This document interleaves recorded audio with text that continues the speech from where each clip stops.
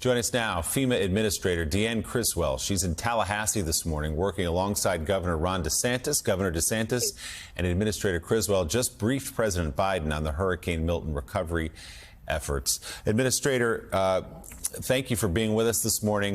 So if you can share with some of the details of that call and what you heard from Governor DeSantis about where they are this morning with the sun now up and crews able to get out and survey some of the damage.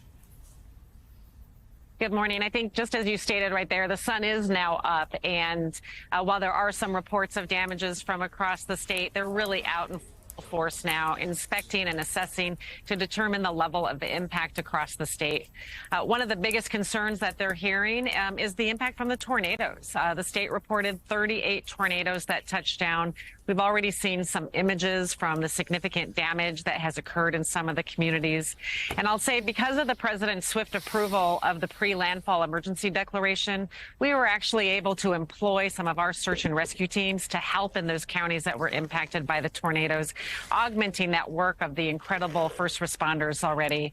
I think, you know, what they really talked about, too, was that it wasn't the worst case scenario that they were planning for, but they prepared for it, which is making it so much easier to go out and support the community today.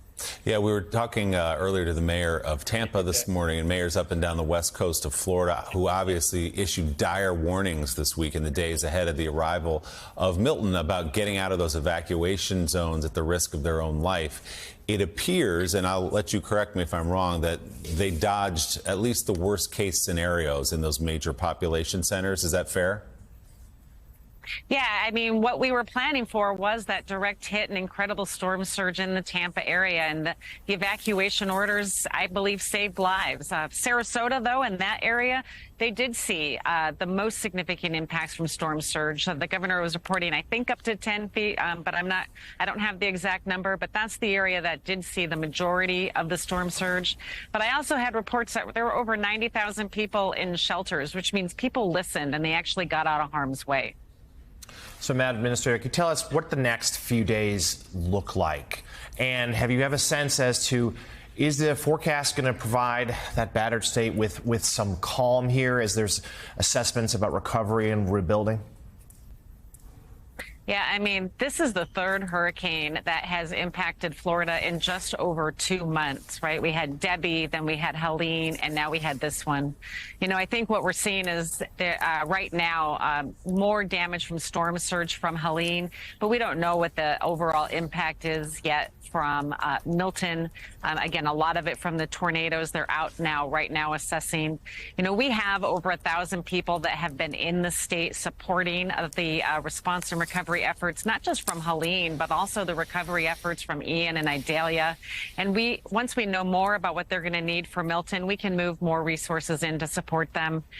There are some, rumblings about, additional activity in the Gulf. I don't have specifics on that, but we're going to continue to help speed up this recovery so they can be prepared if there's another storm that heads their way. So, Administrator Criswell, before we let you go, today and in the days leading up to the storm, FEMA has been getting bipartisan praise from governors, from senators, from congressmen and women representing these hard-hit areas, western North Carolina and now in Florida, for the efforts and the coordination, the support you've provided. This despite some bad faith, malicious efforts by some political leaders to inject conspiracy theories in this. I just want to ask you about one, the $750 that you're offering that goes out to some of the victims in those flood areas, particularly in North Carolina, is being portrayed as throwing crumbs and then walking away from those people. Can you explain what that $750 payment really is? Yeah, thank you for letting me have this opportunity, because we have a series of financial resources that are available to people that have been impacted. And that initial $750 payment is just that. It's an initial payment to help support immediate needs like replacing medicine, replacing food that they lost in their refrigerator. They needed to buy clothes or other essential supplies, just because we know that they have specific needs in those first few hours. But if they registered and they got that money, that means that we're we're also working with them to understand the damages to their homes so they can get financial assistance for some of the repairs to their homes, lost items like appliances or vehicles. And then if they need a place to stay, right, if their home was so damaged and we need to put them into one of our hotels through our hotel program, or if they're going to need a longer term place. There's a whole continuum of services that we provide. That's just the initial payment to help them get some of those critical needs in those first few days. More to come as we work with them to understand each of their individual needs. And there are tens of thousands of people grateful for that initial payment and everything that will come after. FEMA Administrator Deanne Criswell will let you get back to work, but we appreciate you stopping for us for a bit. Thank you. Thank you.